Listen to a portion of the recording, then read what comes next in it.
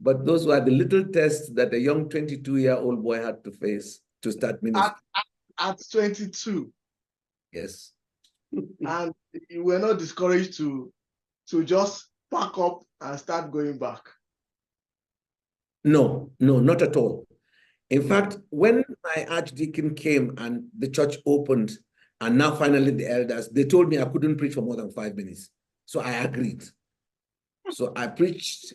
I didn't preach for more than 5 minutes, but many things I decided then as a young catechist to speak to them nicely and gently to stop.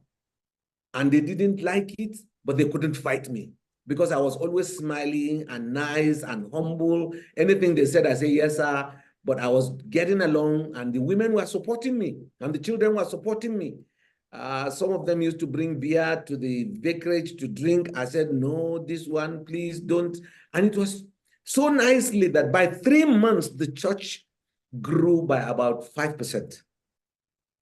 So the story began to spread around town that there's one young Anglican. They didn't even know the difference between catechism and pastor because I was wearing white cassock. I didn't have many clothes, so only white cassock all over. So they thought I was a reverend father also. So all over the village, they just knew me, and the Lutheran church accepted me. The brethren at that time, young brethren, Philip Mukunga, Paul Tyre, all those young boys now, young men at that time now, who are now bishops all over Adamawa, we all were together at that time. I attended AFCS conferences, FCS meetings. In fact, FCS meetings held in the youth center next to my room. So that was big encouragement for me as we moved on. Quite a testimony. Let me hand over to Bro Tunde. Maybe he has a question next before we move on.